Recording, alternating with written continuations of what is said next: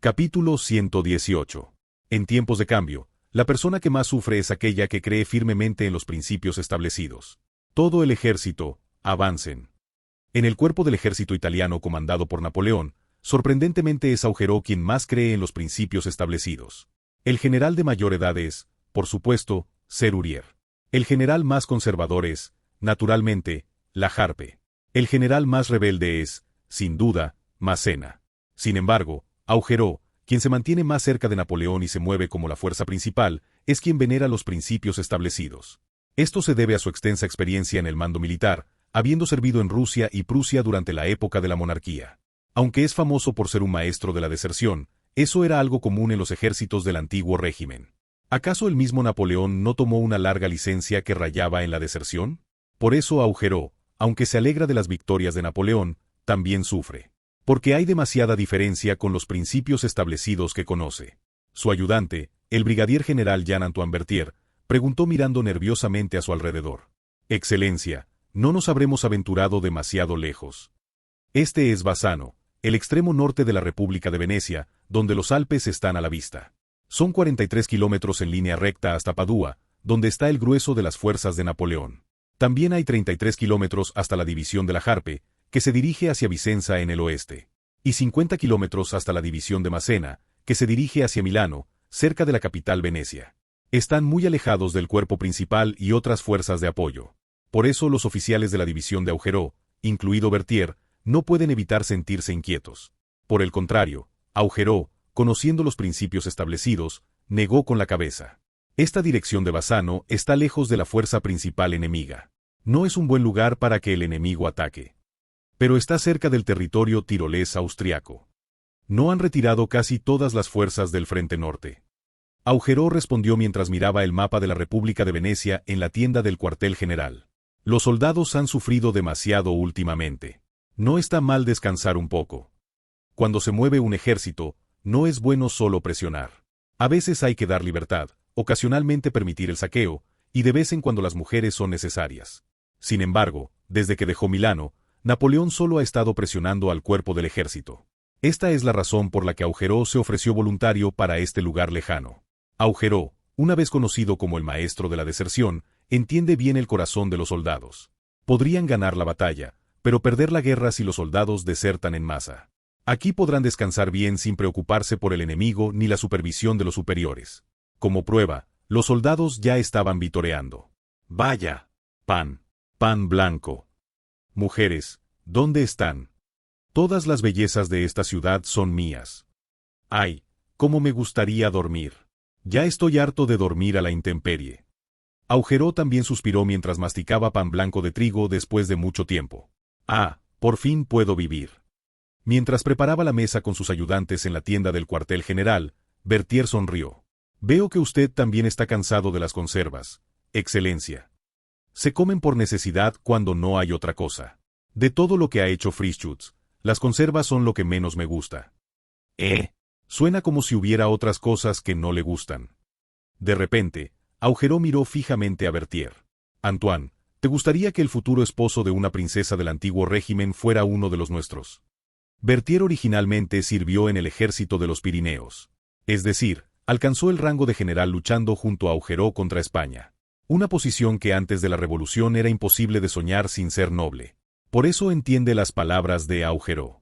La revolución es literalmente un sueño para los soldados de esta era. Pero que un miembro del antiguo régimen que amenaza la revolución se convierta en el confidente más cercano del comandante, es comprensible que el general Augereau, devoto de la revolución, lo desapruebe. ¿Era un problema ideológico? Es algo que incomodaría a cualquier general del ejército revolucionario. Que quien será el hijo adoptivo del comandante, o mejor dicho, que quien ha logrado hazañas sorprendentes, este prodigio, esté relacionado con la familia real. Pensé que ese asunto ya se había resuelto durante la batalla de Tolón. Por supuesto, Berthier también agradece la revolución. Sin embargo, no la sigue ciegamente como Augereau. Simplemente piensa que mantener la república es mejor que la monarquía. Pero Augereau era diferente. Para nada. Eso era cuando servía como oficial. Cuanto más alto ascienda, más problemático será. El problema es... De repente, Augereau frunció el ceño. Ese muchacho parece que llegará muy alto. Al igual que nuestro comandante. Augereau se unió al ejército francés a los 17 años. Después de pelear y matar a un oficial noble en un duelo, vagó por toda Europa como mercenario. Ejército ruso, infantería prusiana, hasta las fuerzas expedicionarias del Reino de Nápoles. En ese viaje, lo que Augereau vio fue la incompetencia de la monarquía y la nobleza. Al regresar a Francia, la situación se repitió. Oficiales nobles incompetentes, ejército en desorden, administración de suministros corrupta. Cuando estalló la revolución, todo eso se volteó. Aunque el ejército seguía siendo un desastre, al menos había oportunidad de demostrar capacidad. Además, obtuvieron un comandante verdaderamente competente como Napoleón. Realmente era el momento en que el mundo que Augereau deseaba se estaba desplegando. Pero justo el prodigio, al lado de Napoleón está relacionado con la monarquía. A Augereau realmente no le gusta eso. De repente, el coronel Rampon, comandante de asalto que masticaba pan, preguntó abruptamente: ¿qué haría usted si el general Eugene intentara restaurar la monarquía, Excelencia? Esa no es una pregunta para dudar. Obviamente lo detendría.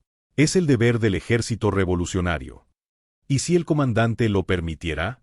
¿Qué haría entonces? Justo cuando Augereau iba a fruncir el ceño, Berthier también asintió. Incluso si no es exactamente restaurar la monarquía, podría ser utilizado. ¿Qué quieres decir? En mi opinión, nuestro comandante no es una persona común. Augereau resopló. ¿Creen que no tengo ojos? Solo con la conquista de Lombardía, el general Bonaparte ya ha logrado una hazaña que no se veía en 300 años. Cuando termine esta expedición, podría convertirse en alguien aún más extraordinario. El término militar político también se relaciona con el término político. ¿Qué? Berthier bajó la voz y dijo: ese asiento donde está sentado Salicetti, el general Bonaparte podría ocuparlo. O quizás Salicetti se convirtió en director precisamente para eso. Fue entonces cuando Augereau se dio cuenta de que todos los oficiales a su alrededor tenían la misma expresión que Berthier. Incluso el simplísimo Rampon. En resumen, hasta los oficiales de la división de Augereau pensaban así. El comandante Napoleón no es un hombre que terminará solo como comandante de la expedición italiana. No terminará siendo solo un militar. Podría ascender hasta la más alta posición del gobierno revolucionario. Como Robespierre, por ejemplo. General Berthier. Augereau dijo con rostro severo: un militar solo debe preocuparse por sus deberes militares. Sí, por supuesto. Sin embargo, agradezco tu preocupación. Pero yo solo cumplo con mi deber como soldado de la República. De repente, Augereau declaró con los ojos brillantes: si un superior comete traición contra la nación, solo hay que detenerlo. Esa sería la doctrina correcta. En la historia original, de hecho, Augereau participa en el golpe de Estado. Sin embargo, se opone firmemente a que Napoleón se convierta en emperador. Aunque ninguno de los presentes lo sabría, todos podían ver la postura ortodoxa de Augereau. Pero Berthier todavía tenía una duda. Si no fuera traición, ¿qué haría? En ese momento. ¡Boom! Augereau, quien estaba sumido en una seria conversación, se levantó de golpe. ¿Qué fue eso? Proyectiles cayendo en el frente. Definitivamente no es el ejército veneciano. 21 años de servicio militar, 13 años como mercenario, 3 años en el ejército revolucionario. La experiencia del general de 38 años, Augereau, le abrió los ojos. Es el enemigo. El enemigo está atacando. Todos a sus puestos. En ese momento, el ejército austriaco apareció en Bassano. De hecho, ni siquiera el general Albinzi del cuerpo del ejército austriaco de Friuli lo sabía cuando vino. Vaya, qué suerte inesperada. Albinzi es un general experimentado que valora los principios establecidos y el sentido común aún más que Augereau. Las estratagemas y emboscadas son lo que más detesta Albinzi. Aunque, por supuesto, no puede dejar pasar la oportunidad cuando un enemigo desprevenido aparece frente a sus ojos. El jefe de Estado Mayor Franz von Weyrother contuvo una sonrisa burlona. Solo vinimos a asegurar la ruta de suministros, y nos encontramos con el enemigo. ¿Cuántos son? Tenemos más del doble. Además, parece que el enemigo no tiene artillería. Albinzi inclinó la cabeza. Vaya, parece que es un ejército que no comprende bien que la artillería domina el campo de batalla. Abran fuego. El coronel directo de Albinzi, Philipp von Dannenfeld, corrió hacia la artillería. Naturalmente, Albinzi, que valora los principios establecidos, no trajo todo su ejército desde Verona hasta el lejano Bassano. Sus fuerzas son de 10 regimientos, alrededor de 10.000 hombres, similar a la división de Augereau. Sin embargo, Albizi, fiel a los principios, a diferencia de Augereau, comandaba una unidad completa. Una unidad que incluía infantería, artillería y caballería. La orgullosa artillería a pie austriaca arrastró sus cañones ondeando sus uniformes marrones. ¡Bum! ¡Bum! Cuando los bombardeos comenzaron a caer sucesivamente, el ejército francés comenzó a moverse al unísono. No hacia adelante, sino en retirada. Toda la división de Augereau comenzó a retirarse ordenadamente. ¡Retirada! Simultáneamente, la línea frontal de la división de Augereau abrió fuego. Sin tiempo para usar los nuevos rifles Ferguson, los experimentados mosqueteros tomaron el frente. Disparan hacia adelante con mucha calma incluso en medio del bombardeo. ¡Bam! ¡Clic! Viendo esto, Albizi asintió. No está mal. ¿No está mal? Me parece que están completamente desorganizados por el ataque sorpresa de nuestra artillería. No. Mira bien el frente, Mayor General Dannenfeld. Albizi observó el movimiento de la división de Augereau con ojos fríos y dijo: mantienen el orden incluso durante la retirada. La distancia entre las unidades que resisten hasta el final y las que se mueven primero también es estrecha. La retirada no es rápida. En cambio, hay orden. Se mueven como retrocediendo mientras mantienen la formación al máximo. Es una muestra de la capacidad del comandante. Sin embargo, Albizi negó con la cabeza sin expresión. Por supuesto, todo eso es inútil contra el bombardeo de nuestra artillería. Se disparó otra ronda de artillería. ¡Boom! Finalmente, la línea frontal del batallón que bloqueaba el frente se derrumbó. Al ver a los soldados morir en el frente, los soldados en la retaguardia también comenzaron a aterrorizarse. Luego, el regimiento de la guardia personal de Albizi avanzó. El comandante es el general Friedrich Xavier von Hohenzollern-Netzingen, descendiente de una noble familia imperial. Como otros generales, es un veterano experimentado que sirvió en la Guerra de Sucesión de Baviera, la Guerra Turca y el Frente del Rin. Paso, paso, paso. El experimentado Xavier ordenó con calma a sus hombres del regimiento. Todo el regimiento en formación de 3 filas. Ejecuten fuego cruzado. Fuego cruzado.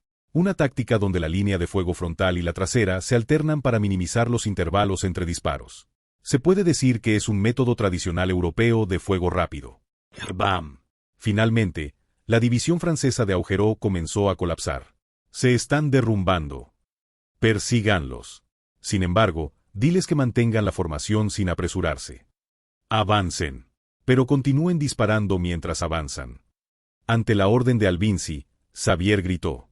Si hubiera sido Napoleón, no habría perdido esta oportunidad, ya sea movilizando la caballería o realizando una marcha en columna. Sin embargo, Albizi valoraba más mantener la formación de sus tropas que la persecución. Esto fue lo que salvó a Augereau. En ese momento, la caballería cargó desde el flanco posterior de la división de Augereau. Los húsares de Albizi aún no habían sido desplegados.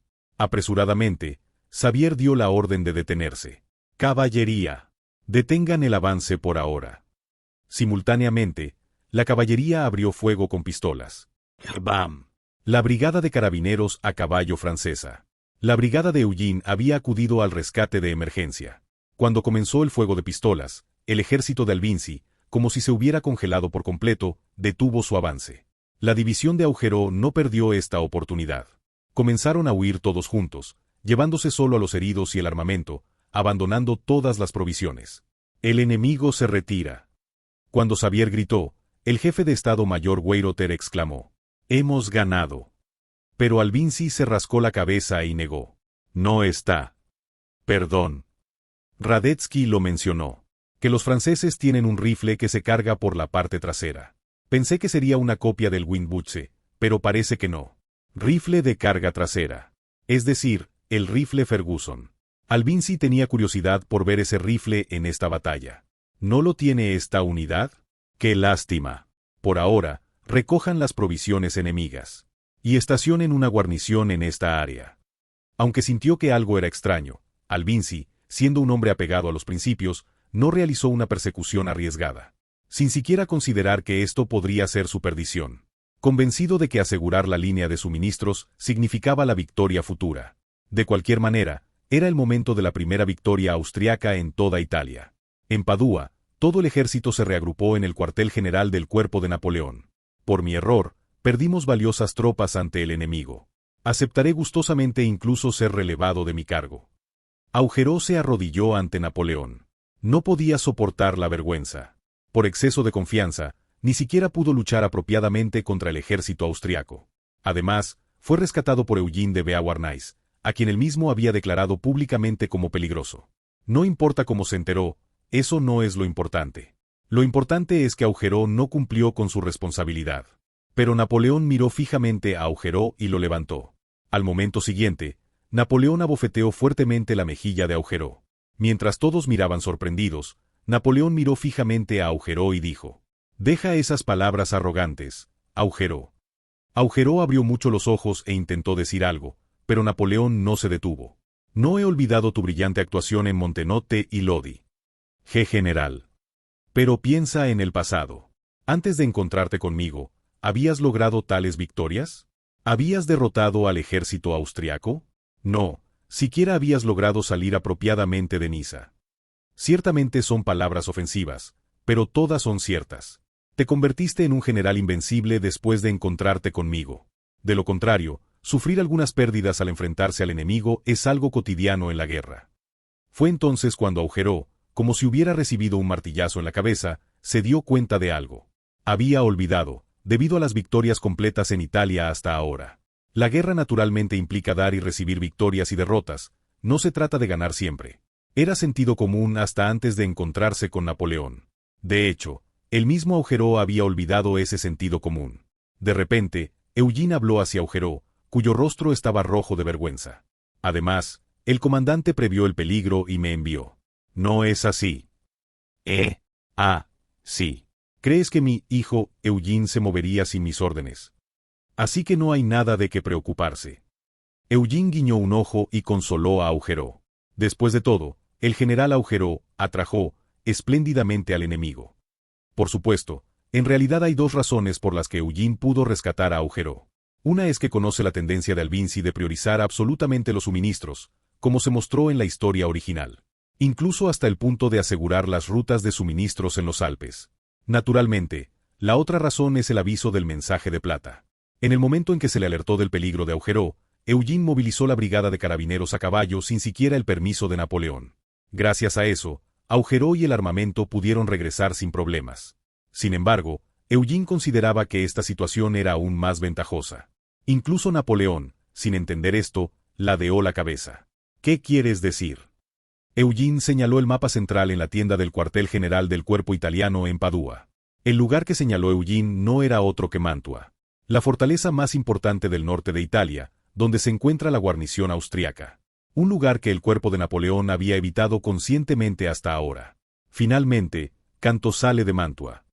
El comandante de la guarnición de Mantua, el mariscal de Campo Canto, probablemente no quería salir hasta el final.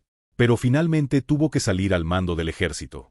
En realidad, fue Radetzky quien, como mensajero, lo obligó a salir. Por supuesto, Eugene, que solo conocía la situación a través de los mensajeros del Banco de Milán y el regimiento postal de Marsella, no podía conocer los detalles internos. Sin embargo, eso no era lo importante. Lo importante era el hecho de que el ejército de Mantua se estaba moviendo. De los 20.000 soldados de Mantua, 10.000 han comenzado a marchar. Probablemente sean todos los que están en buen estado. Napoleón preguntó con rostro interesado. «¿Tantos soldados han perdido?». «Es temporada de epidemias, general». «¿Qué?». Eugene sonrió levemente y dijo: «Nuestras tropas no han tenido tiempo ni de contagiarse. Hemos estado moviéndonos constantemente sin permanecer en un solo lugar. Aunque creamos una unidad sanitaria. Originalmente, el cuerpo de Napoleón sufría grandes pérdidas debido a epidemias durante la campaña italiana. Por eso Eugene se había esforzado en crear una unidad sanitaria. Pero esta vez, la unidad sanitaria comandada por la Rey no tuvo mucho trabajo. Porque Napoleón se movió más rápido que en la historia original, no hubo tiempo para contagiarse. Napoleón levantó las cejas y sonrió mientras miraba alrededor del cuartel general. «Bien, señores. Escuchen todos esta operación. 4 ayudantes, 3 comandantes de división, un jefe de Estado Mayor. Los miembros clave del cuerpo expedicionario francés en Italia observan a Napoleón.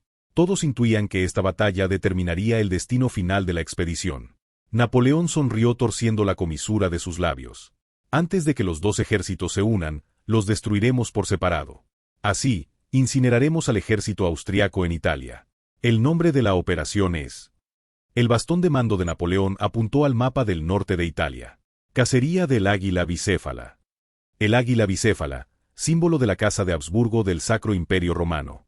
En otras palabras, Napoleón estaba declarando esto: que ganaría esta guerra y capturaría al águila bicéfala, es decir, al Sacro Imperio Romano. Capítulo 119. ¿Qué se necesita para capturar dos ejércitos como un solo cuerpo? Bien, Eugene. Reporta la información. En el cuartel general del Cuerpo de Ejército de Napoleón en Padua, se llevó a cabo una reunión justo antes de la partida. Todos los preparativos para la marcha estaban completos. Sin embargo, la operación final aún estaba indeterminada. Aunque la dirección estratégica estaba decidida, digamos que los cambios eran posibles a nivel táctico detallado. Eugene, el ayudante principal, giró su mirada después de recibir las órdenes de Napoleón. Armand, transmite las noticias que llegaron de Gomi en Milán. Armand, el joven cubierto de polvo como siempre, se ajustó su gorra militar. Su experiencia militar apenas alcanzaba el año. Sin embargo, era Armand quien atravesaba los campos de batalla más peligrosos que cualquier otro soldado. Por supuesto, no viajaba solo, sino que lo hacía junto con los soldados del regimiento postal del frente. Armand reportó la carta del capitán retirado Gomi del Banco de Milán. Sí. Actualmente, Albinzi está enviando mensajeros por toda Italia. En particular, los objetivos son los ducados donde la Casa de Habsburgo o sus parientes son duques, los estados pontificios y el reino de Nápoles. ¿Alguien se ha movido? Hasta ahora la respuesta es tibia. En particular, el reino de Nápoles, que perdió todo su ejército después de enviar apoyo militar, no se mueve en absoluto. De repente, Armand se relamió mientras cambiaba una carta. Sin embargo, las puertas de Mantua se han abierto. Este es precisamente el movimiento del general Canto, la guarnición de Mantua que Eugene había reportado. El mensajero enviado por Albinzi, Radetzky, había logrado resultados más allá de las expectativas. Sin embargo, desde la perspectiva del cuerpo de ejército de Napoleón, las razones no importaban. Solo el resultado, el movimiento del ejército de Mantua, era el problema. Velocidad de movimiento. Más rápida de lo esperado. Actualmente, se informa que han cruzado el río Adigio. El objetivo es Verona. Armand, mientras miraba la siguiente carta, ladeó la cabeza. Eso no está claro. Están en una posición desde donde podrían dirigirse a Verona, Bassano, o incluso aquí a Padua. Este es precisamente el punto problemático. Si el cuerpo de ejército de Napoleón se mueve incorrectamente, podría enfrentar un ataque conjunto de los cuerpos de Albinzi y Mantua. Esa es la razón por la que Napoleón convocó la reunión final. Napoleón, golpeando suavemente el mapa, señaló hacia Bassano en el norte. Después de enfrentarse al general Augereau, Albinzi debe estar en Bassano, ¿verdad? El jefe de Estado Mayor Berthier asintió. Si fuera yo, observaría hasta que nuestro ejército se mueva desde Padua. Sí. Albinzi parece similar a ti. Muy lento y torpe, ganso. No sé si se parece a un ganso.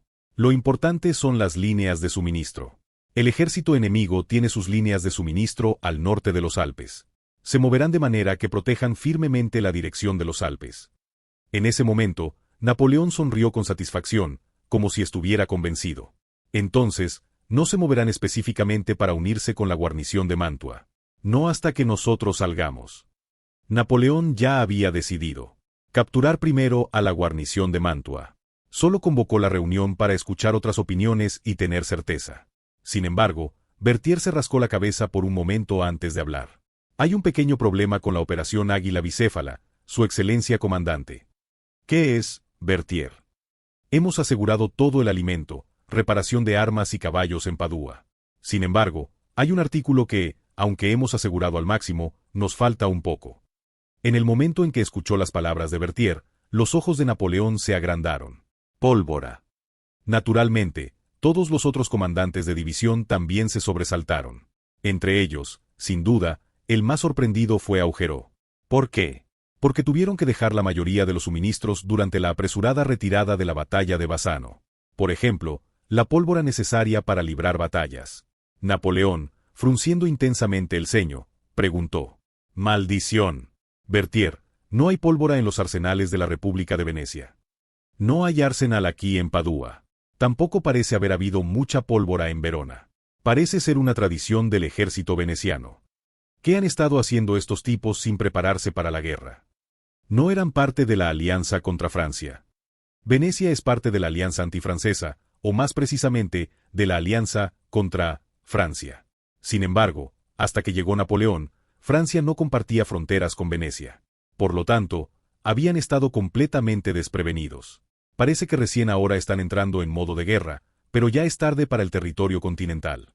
Gracias a esto, aunque Napoleón podía abastecerse localmente de todo lo demás, había una cosa que no podía obtener localmente: la pólvora. Berthier informó con frialdad. Si no resolvemos este problema antes de marchar, solo podremos capturar a uno de los dos. Actualmente tenemos pólvora suficiente para una sola batalla. Debemos elegir entre el ejército de Albizi o el de Mantua. Napoleón, atónito, miró al cielo y se lamentó. Dios mío, no es por la movilidad ni por el número de soldados, sino que no podemos ni comenzar la operación por la cantidad de pólvora. En este caso, lo correcto sería concentrarnos en Albizi. Oye, la Harpe, ¿crees que no lo sabemos? Entonces, ¿qué hacemos con el ejército de Mantua? Esta vez seremos nosotros los rodeados. Justo cuando el rígido Laharpe estaba a punto de recibir una reprimenda de Napoleón por su consejo leal. ¿Qué tal si capturamos la pólvora del enemigo? Todas las miradas se dirigieron hacia Eugene. Como si hubiera previsto esta situación, Eugene sonreía con satisfacción. Massena, inclinando la cabeza, preguntó: ¿Qué quieres decir, Freischütz? ¿Dónde hay pólvora para capturar? Albizi se está moviendo según el manual ahora, protegiendo las líneas de suministro y movilizando el ejército. Sin duda habrá dejado una guarnición en Verona también. Ah, ¿sí? ¿Entonces sugieres que capturemos la pólvora de Verona? Vaya, la perdimos por nada, Bessieres. Sin embargo, Eugene sonrió hacia Massena, que hablaba con sarcasmo, y dijo: No, lo han olvidado. Albizi juzga según el manual, y en su mente, todo nuestro cuerpo de ejército italiano está en Padua. Massena se sobresaltó.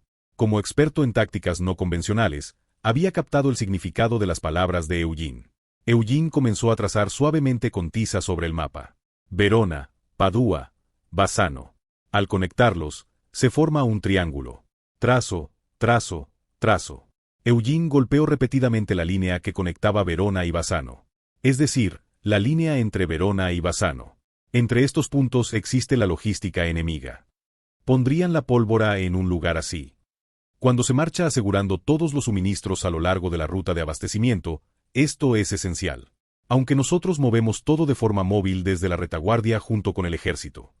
De repente, Eugene señaló un lugar. Si fuera yo, colocaría el depósito de suministros en este punto intermedio. Villanova. Una ciudad pequeña, literalmente como indica su nombre. Massena, que había estado observando la escena en silencio, esbozó una sonrisa peculiar. Nuestro Freischütz no dispara balas mágicas sin razón. Debe haber algún motivo, ¿verdad? Eugene se encogió de hombros. Está en lo correcto, general Massena. ¿Tienes información? Los carteros del Banco de Milán han visto soldados acampados en esta área. Eugene señaló a Villanova y afirmó con certeza: Albizi no es alguien que distribuya tropas en los caminos sin razón. Augereau frunció el ceño. Acababa de ser salvado por Eugene. Por lo tanto, no quería contradecirlo si podía evitarlo. Pero era demasiado arriesgado.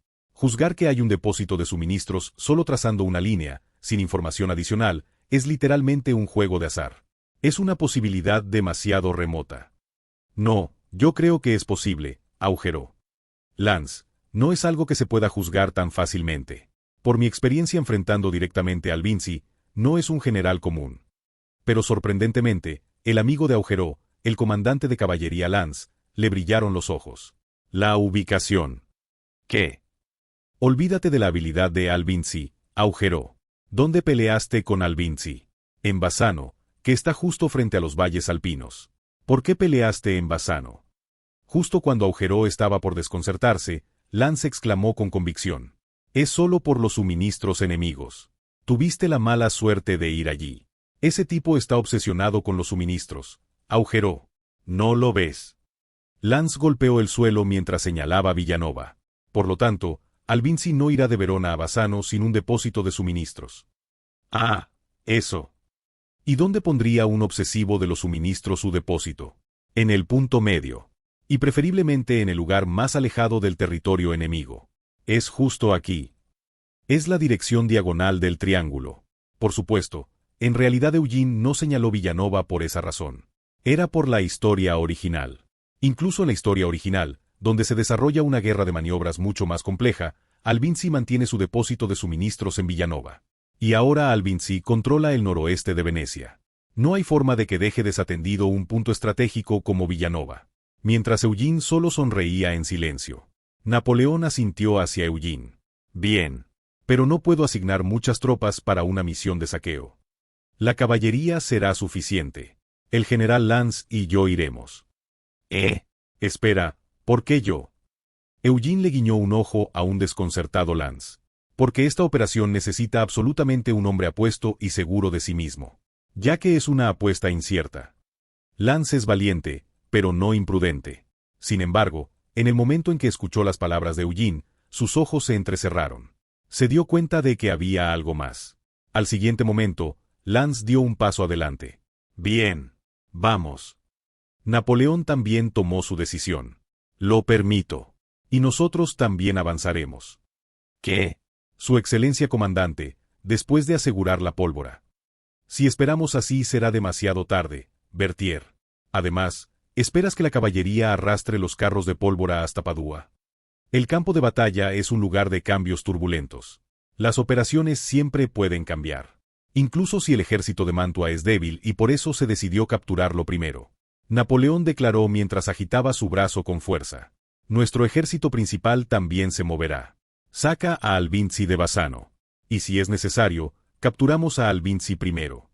Si Alvinzi se mueve desde Bassano, lo capturarán primero. La operación de caza del águila bicéfala había comenzado. Los carabineros montados y los cazadores se mueven, pero su velocidad es un poco lenta. Todo el ejército avanza en columna. Esto es porque esta operación no es una incursión de caballería, sino estrictamente una misión de saqueo de pólvora. Por lo tanto, los expertos del cuerpo de ingenieros que cargarían la pólvora los acompañaban en carros. Era el regimiento de ingenieros del general Chaselov, una unidad con poco que hacer ya que había pocos ríos que cruzar. De repente, Murat, que cabalgaba al trote en la vanguardia, rió estrepitosamente. Ja ja ja. Esta vez es el momento de mostrar mi especialidad. Es hora de demostrar sin reservas mi habilidad para el saqueo que he mostrado en Milán. Entonces Junot, el subcomandante de la brigada de carabineros montados, preguntó con expresión perpleja. ¿Dices que realizaste saqueos en Milán? Eso no fue autorizado por el comandante.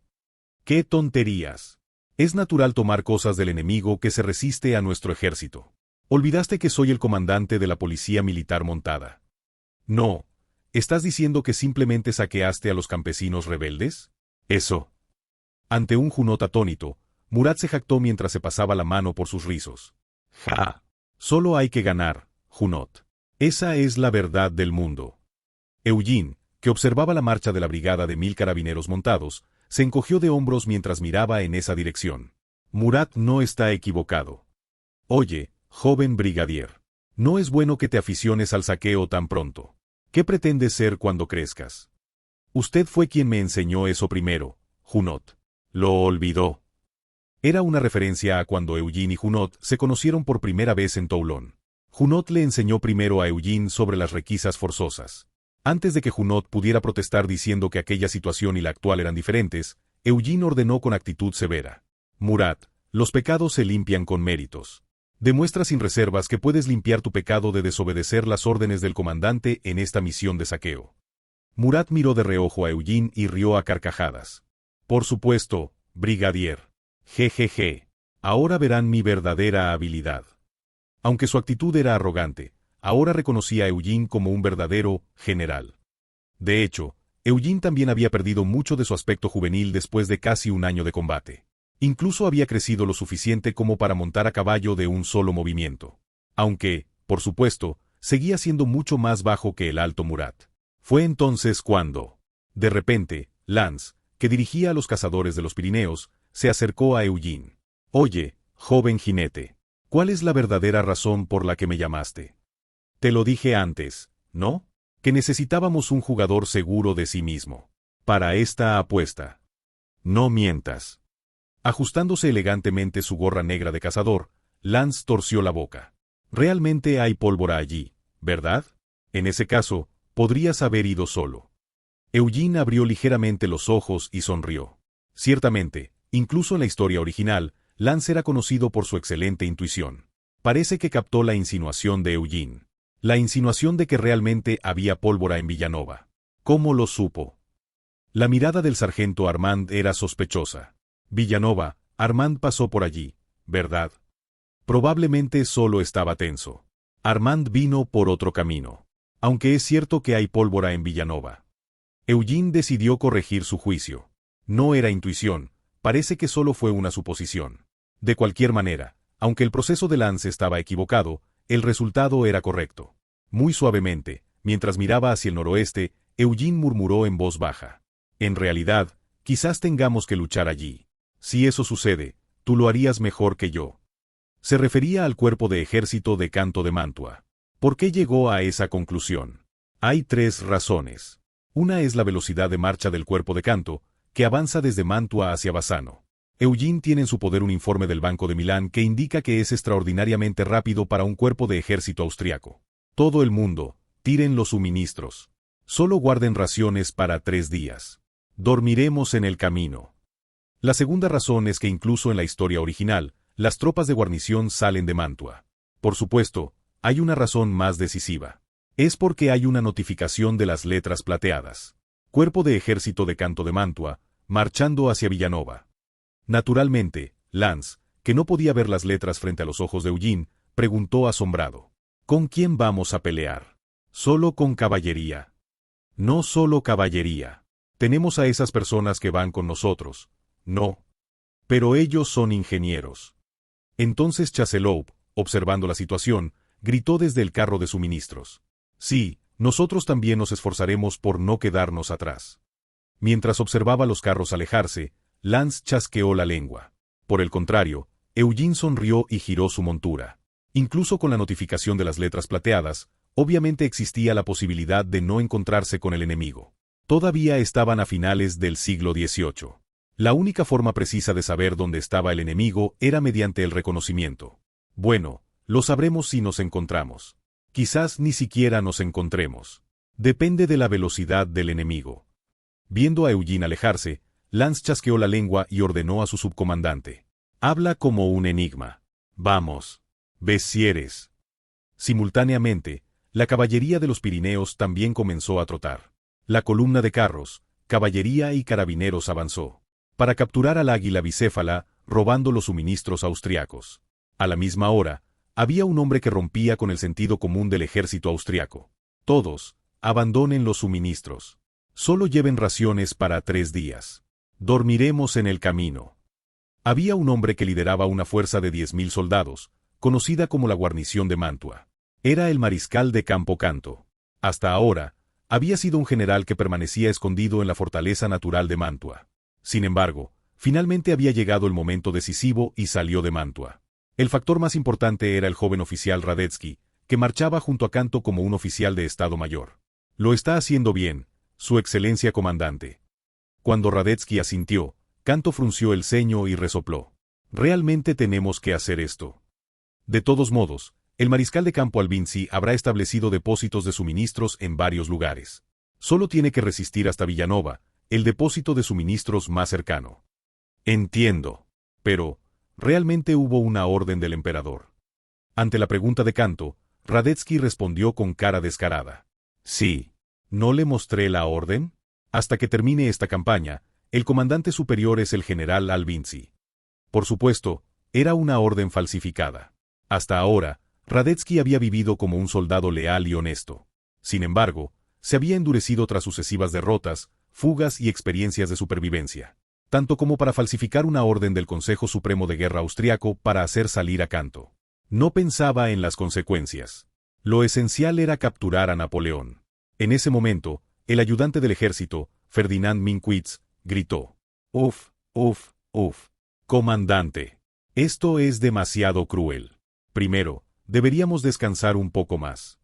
Coronel Minkwitz. Cállese. Con esa actitud no podremos vencer al ejército francés. ¿Eres mi superior? ¿Por qué tenemos que ir tan rápido? Cuando Radetzky, que era solo un mayor, gritó como si diera órdenes, Minkwitz protestó. Sin embargo, Radetzky estaba lleno de convicción. Había cosas que debían hacerse, incluso si significaba saltarse la cadena de mando y engañar al viejo comandante Canto. Era necesario unir el cuerpo de ejército de Mantua con el de Albinzi lo más rápido posible. Así podremos enviar a Bonaparte al infierno junto con el general Albinzi. Con esos cañones de Mantua. Se refería a los 40 cañones de fortaleza que defendían Mantua.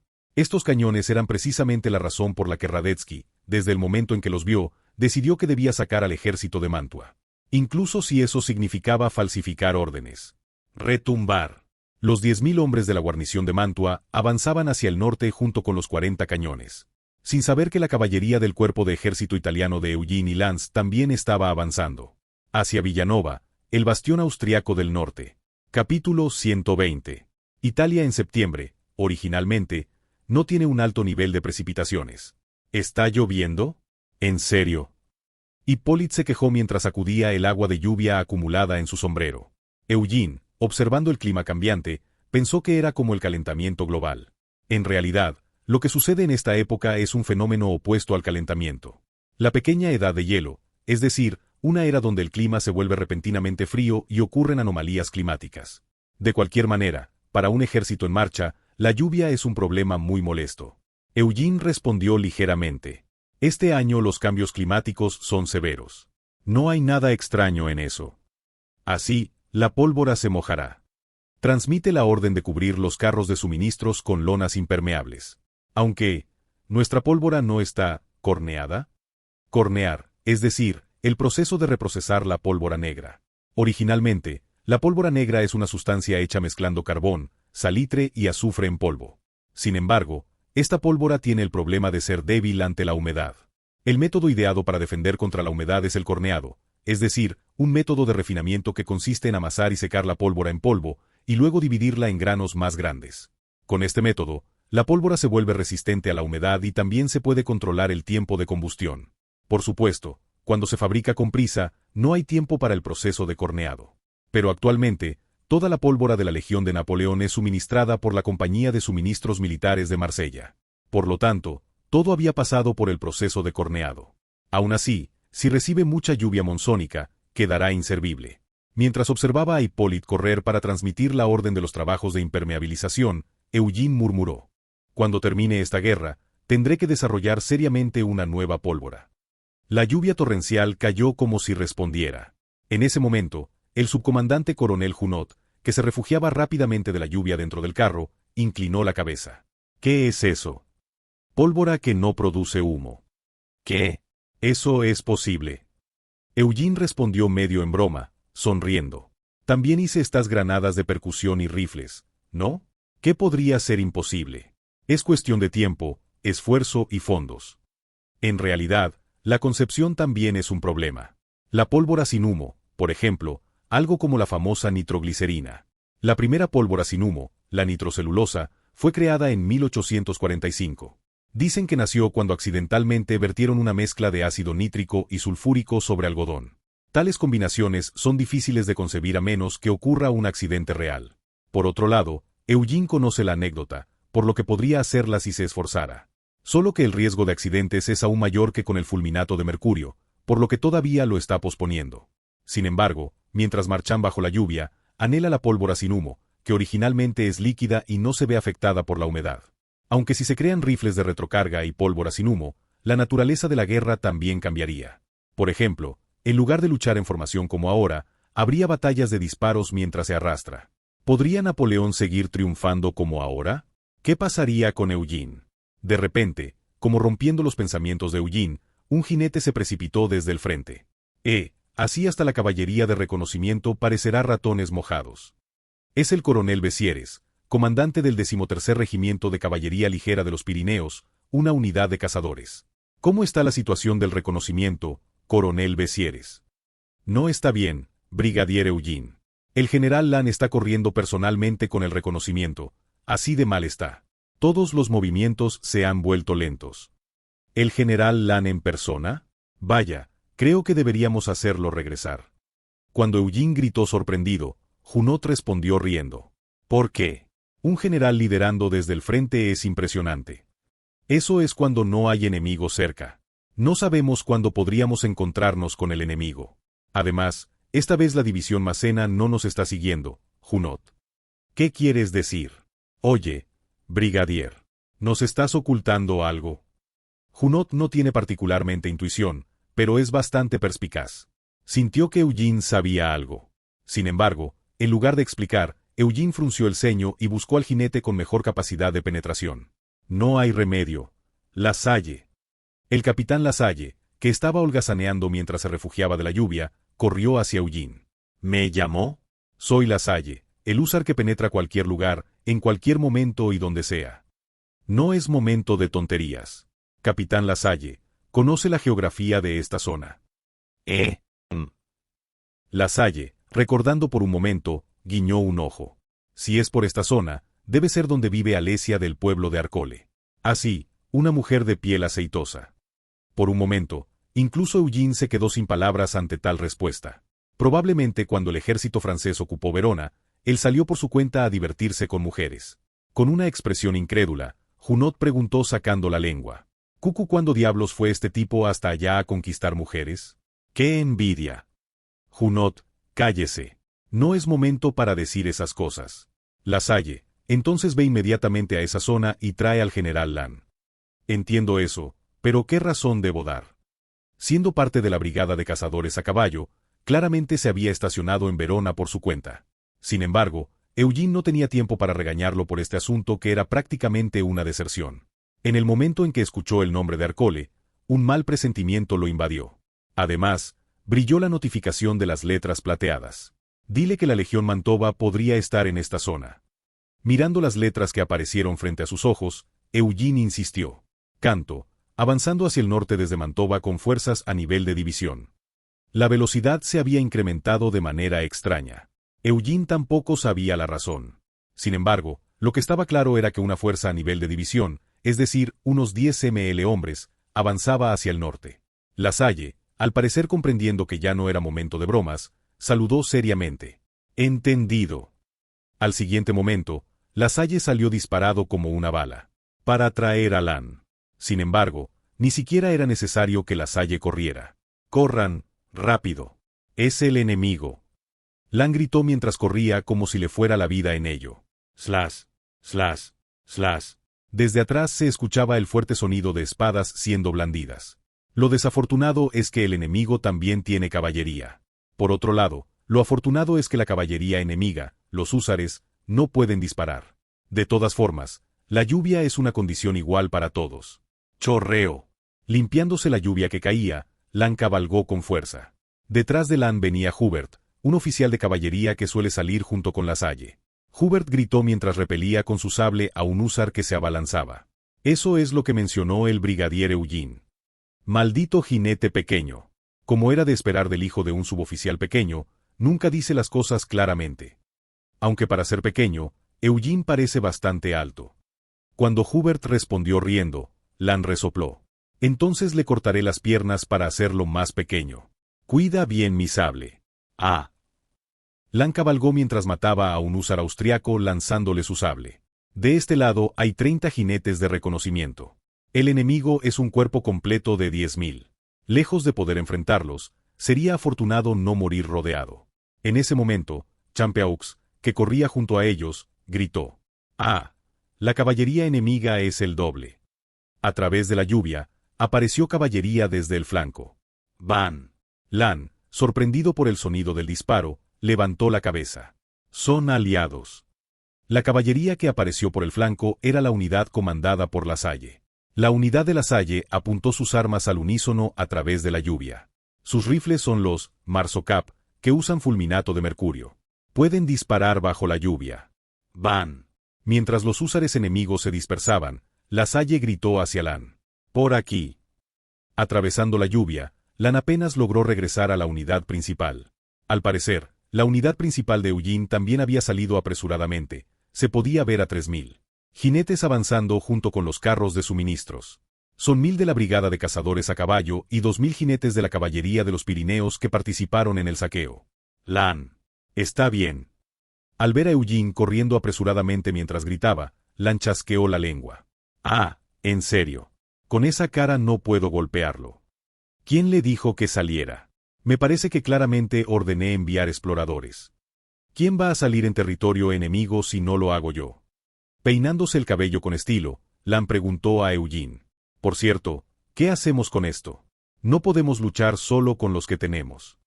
En realidad, Lan también había previsto la presencia del enemigo.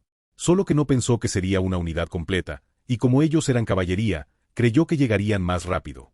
Pero se encontraron con el enemigo a mitad de camino, antes de llegar al depósito de suministros de Villanova. Era la diferencia entre la unidad de Radetzky, que había llegado corriendo con todas sus fuerzas, y la unidad de Eugene, que venía tranquilamente a saquear. Por supuesto, Eugene también había previsto esta situación. Pero hubo una cosa que no previó. La lluvia. Eugene, mirando fijamente al cielo, se volvió hacia el cuerpo de ingenieros cerca de los carros de suministros. General de brigada Chasseloup, ¿está seguro de que nuestra pólvora está bien corneada?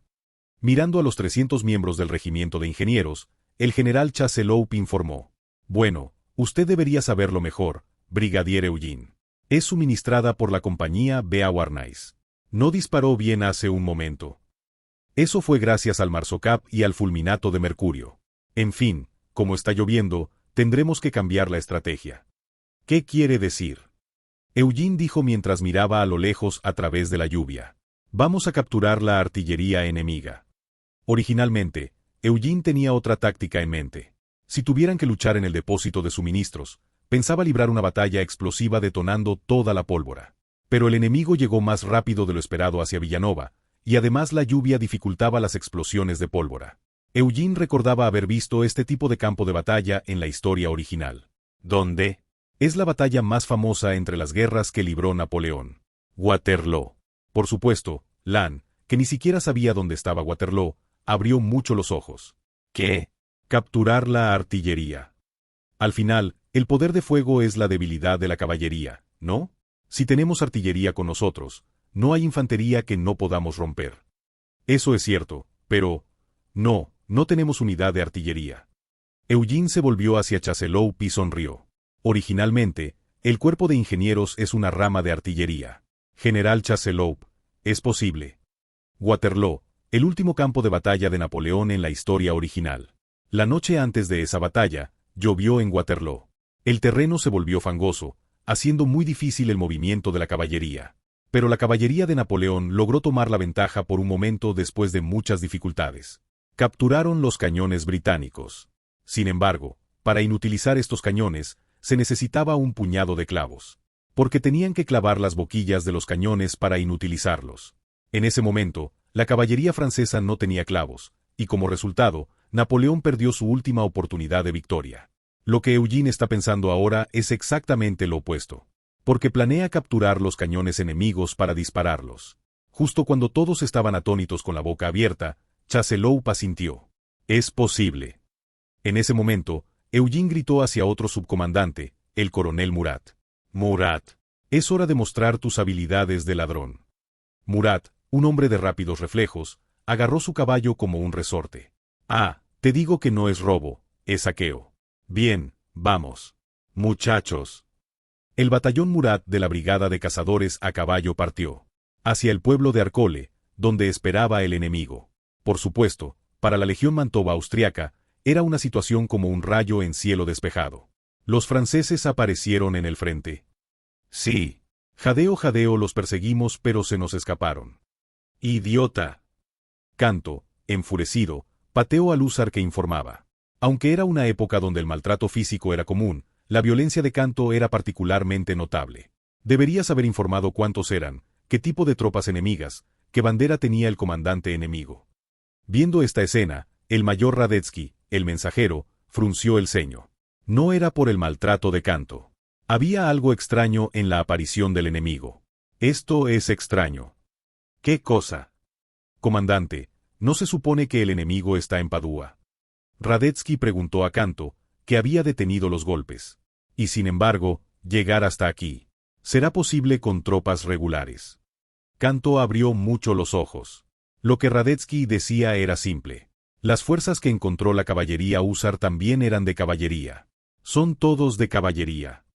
Probablemente, no es así.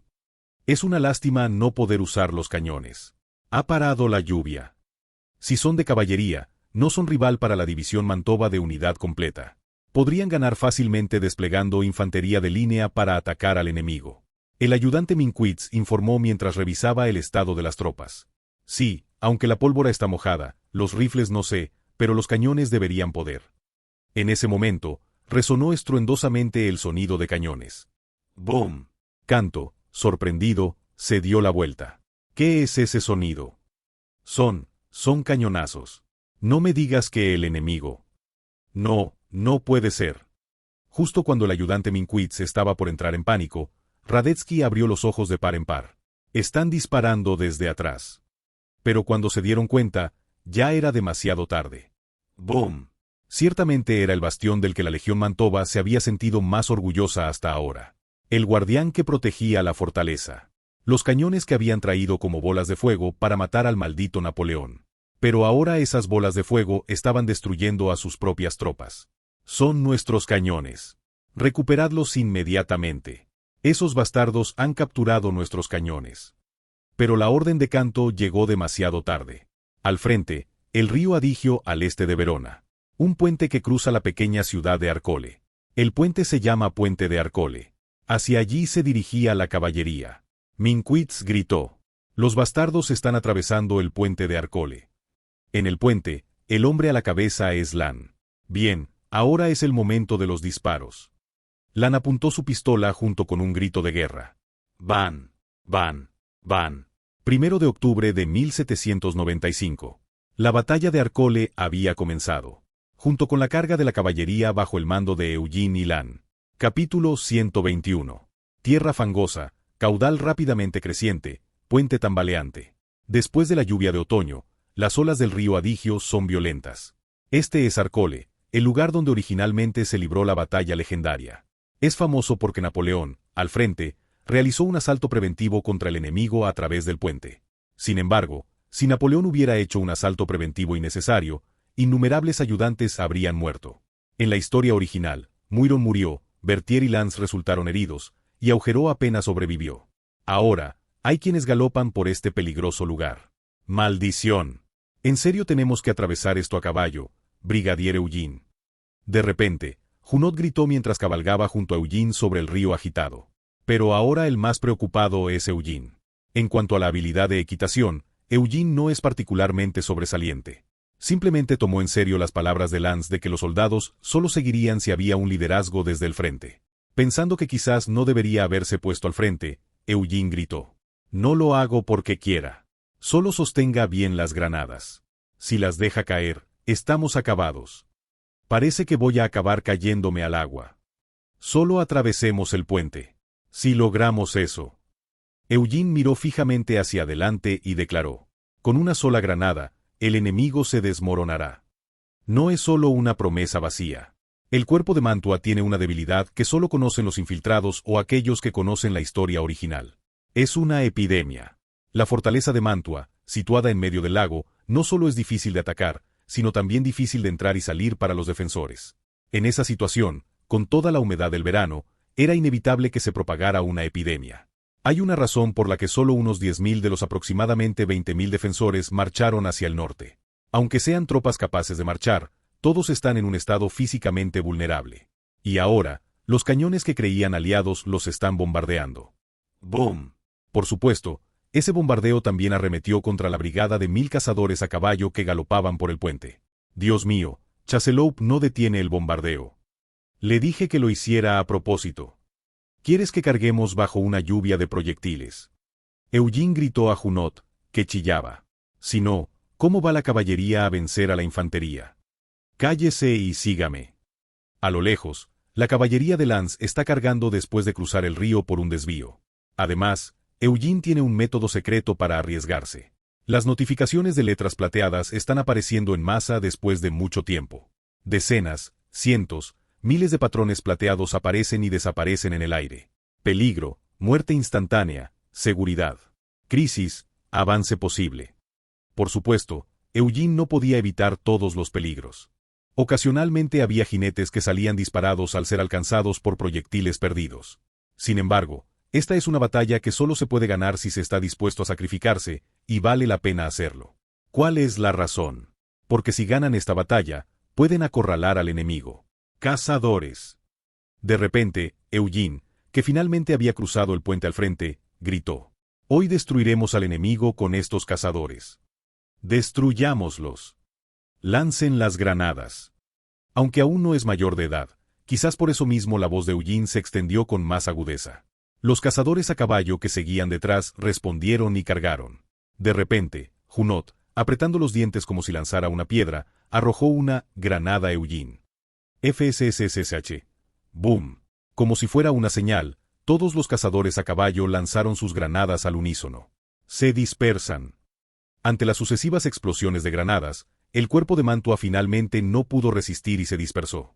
Mientras tanto, la caballería de Lance, que ya estaba atacando, está atravesando completamente las líneas de infantería. Desde la llegada de la pólvora, es de sentido común que la caballería no es rival para la infantería. Fue el momento en que ese sentido común se derrumbó por completo. Por supuesto, el shock de haber perdido la artillería debió ser lo más impactante. Junot, sorprendido, abrió la boca mientras observaba a la infantería dispersándose. ¿En serio están huyendo? ¿Cómo lo supiste? Eugene jadeaba. Aunque Eugene es famoso en todo el cuerpo de Italia como tirador montado, ahora no tiene fuerzas ni para disparar un arma. De hecho, su habilidad como jinete apenas está al nivel de un soldado de infantería común. Apenas recuperando el aliento, Eugene respondió: «Ja, ja». Probablemente su moral estaba por los suelos desde el principio. Además, no pudieron recuperarse de la lluvia inesperada y el bombardeo. Hablando de eso, no deberíamos detener el bombardeo. ¿O no? De repente, al ver la advertencia de las letras plateadas que aparecieron, Eugene espoleó apresuradamente su caballo. ¡Boom! Eugene, que apenas logró esquivar, quedó empapado en sudor frío. La marca donde pasó el proyectil es enorme. Un momento más tarde y habría partido al otro mundo. Pero así es la guerra. Suprimiendo su miedo, Eugene ordenó a Hippolyte: «Primero retrocedamos hacia el río. Rodea hacia la artillería y avísales. Diles que detengan el bombardeo y se unan a la caballería. ¿Quieres que atraviese ese bombardeo? Entonces debería ir yo». Hippolyte se quejó mientras galopaba entre los proyectiles. «Ah, no tengo la misma suerte que el brigadier». «Uva». Eugene desvió la mirada de Hippolyte, quien dio un largo rodeo muy rápidamente. A lo lejos, Lance, que ya había atravesado las líneas enemigas, se acercaba galopando. Detrás de Lance se podía ver al enemigo en completo colapso, huyendo. «Oye, joven brigadier, ¿ahora qué hacemos? ¿Perseguimos al enemigo?» Eugene miró a la multitud que había sido el cuerpo de canto y preguntó a Lance: «Lance, ¿podemos hacer un arreo?» «¿Arreo? ¿Qué? ¿Vamos de cacería?» «Sí. Suena apropiado. No capturarlos, sino acorralarlos. A los sobrevivientes. Puede hacerse». En realidad, Eugene planeaba atrapar al ejército de Mantua en Villanova, no aquí. Su plan era luego unirse al ejército principal de Napoleón y luchar contra el cuerpo de Albinzi en dirección a Bassano. Pero han derrotado al enemigo en Arcole. Quizás sea posible un giro decisivo en la historia original. Lance parpadeó y miró a su subcomandante Bessieres. «Es lo que solíamos hacer a menudo en los Pirineos, ¿verdad, Bessieres?» «Yo no, aunque quizás usted lo hiciera frecuentemente, general». «Ah, sígueme la corriente. En fin, es posible, pero ¿para qué?» Justo cuando Lance iba a preguntarle a Eugene, este asintió. «Dividan al enemigo y arrénlos hacia la ruta del Tirol por el lago Garda». «¿Dónde está la ruta del Tirol?» «Espera, ¿te refieres al lado este del lago Garda?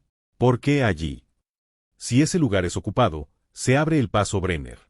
Es la colina más baja para cruzar los Alpes». De repente, los ojos de Eugene brillaron. «Se hace posible un ataque directo a Múnich, en dirección al Ducado de Baviera. Incluso Viena quedaría a nuestro alcance.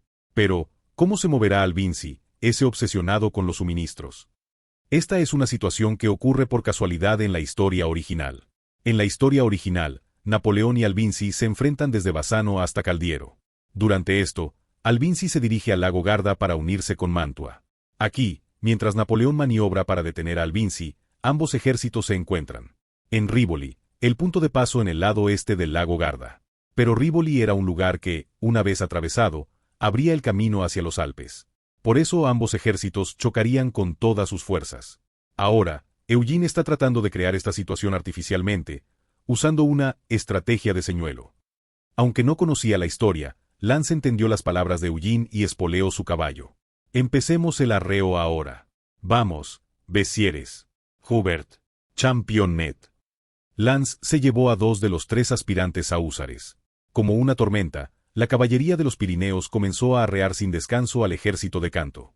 Lasalle, que quedó solo, silbó mientras miraba a Eugene. Entonces, voy al cuerpo principal. No, el capitán Lasalle debe ser mi escolta. Entonces ¿quién irá al cuerpo principal? El subteniente Armand está actualmente allí. En ese momento, Eugene gritó a un coronel de cabello rizado que estaba a punto de seguir a la caballería de los Pirineos. Murat. ¿Qué? ¿Por qué yo? Debo ir al campo de gloria. Nosotros vamos a hacer el arreo, y la verdadera gloria la verás junto al comandante. ¿Qué te parece? Al mismo tiempo, Murat, manso como un cordero, giró rápidamente su caballo. Voy inmediatamente, Su Excelencia el Brigadier. De nuevo, comenzó la persecución. Para el arreo, hacia Rivoli, al este del lago Garda. La carga de la caballería sedienta de gloria fue rápida. ¿Qué? ¿Por qué mi hijo libró esa batalla solo por su cuenta? Hay 2 rutas de Padua a Verona, la del sur y la del norte. La ruta norte va hacia Vicenza y es plana, pero está demasiado cerca de Bassano. La ruta sur es un poco accidentada, pero si se controlan bien los puntos de paso, permite el movimiento de un gran ejército. Murat alcanzó al cuerpo de Napoleón mientras pasaba cerca de Sossano, una pequeña ciudad en la ruta sur. Sin tomar aliento, Murat exclamó emocionado a Napoleón. Pienso exactamente igual, Excelencia. Definitivamente debería haber tenido el permiso del comandante. ¿Ganó o perdió? Bueno, gané, por eso estoy aquí.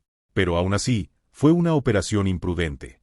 Sin embargo, Napoleón es un hombre que valora los resultados. El actuar por cuenta propia lo trataremos después. Bien, ahora solo nos queda un oponente. De todos modos, el objetivo de Napoleón era atrapar al cuerpo de Mantua. Ya sea que Eugene usara una estrategia astuta, que el enemigo fuera débil, o que tuviera suerte, atrapó al cuerpo de Mantua. Entonces es hora de atrapar a la siguiente presa, la otra águila. El jefe de Estado Mayor Berthier asintió. Alvinzi.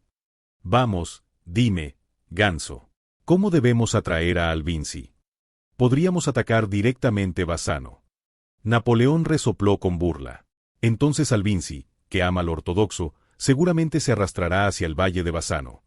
De hecho, si hubieran querido atacar directamente Bassano, ya habrían subido hace tiempo.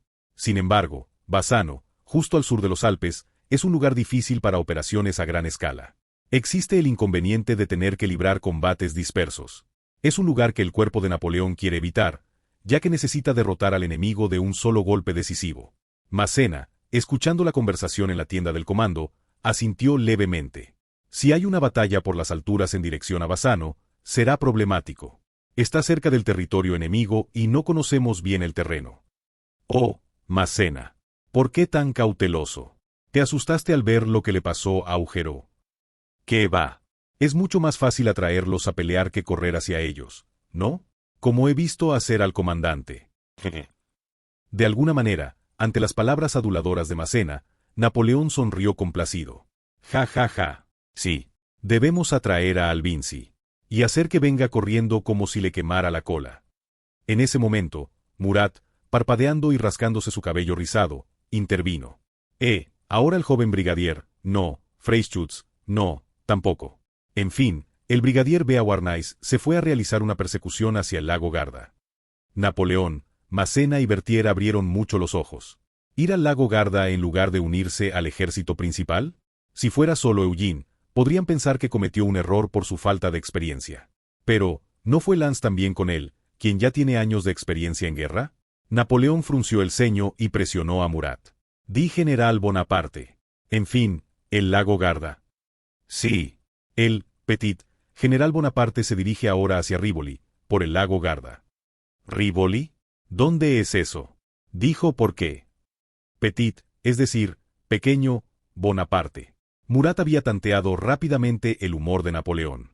Sin embargo, a diferencia de su intuición social, Murat carece de visión estratégica y ladeó la cabeza mientras movía los ojos. Dijo que si tomaban ese lugar podrían controlar la ruta Brenner, o algo así. No entiendo qué significa. Napoleón abrió mucho los ojos y buscó a uno de los ayudantes del cuartel general. Bacler, trae el mapa. Coronel Louis Albert Bacler de Albe. Un talento que Napoleón trajo del departamento topográfico del Ministerio de Guerra en París. Aunque no participa específicamente en operaciones, Bacler tiene un talento especial. Es un experto en cartografía. Bacler, que había estudiado innumerables mapas en París y estaba familiarizado con la topografía italiana, desplegó el mapa. ¿Dónde está Brenner? Aquí está. En medio de los Alpes. Si pasamos por aquí. Napoleón miró fijamente el paso Brenner que Bacler había señalado con precisión. Hacia Austria. Vaya, mi hijo es más inteligente de lo que pensaba. Por supuesto, Napoleón no sabe que este es el paso más bajo de los Alpes. Pero puede entender por qué Eugene se movió para tomar Brenner sin saber eso.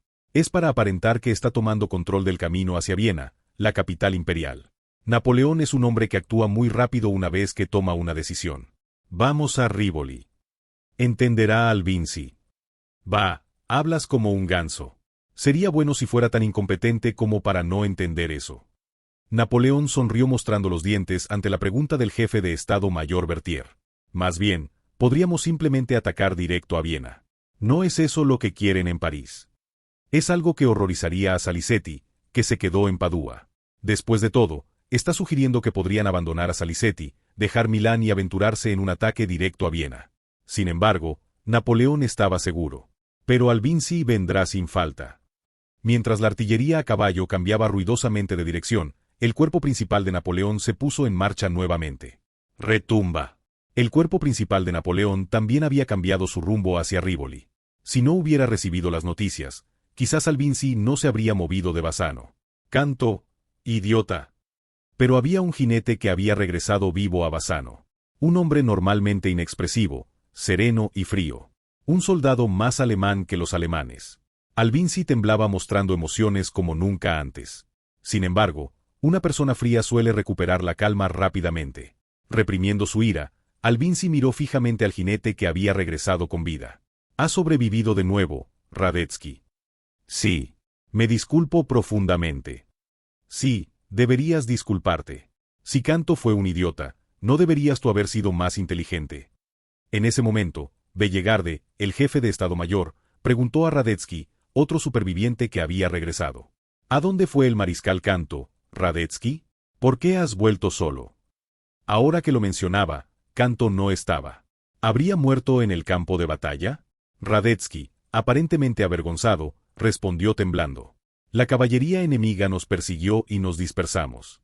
No hubo tiempo ni de formar filas. No sé si sigue con vida. ¿Una derrota y ni siquiera saben reagruparse? Realmente solo sabían hacer asedios. No es solo eso. Radetzky añadió a Bellegarde, que se burlaba de Canto. La última vez que los vi, el enemigo se dirigía hacia la meseta de Trambasore, al este del lago Garda.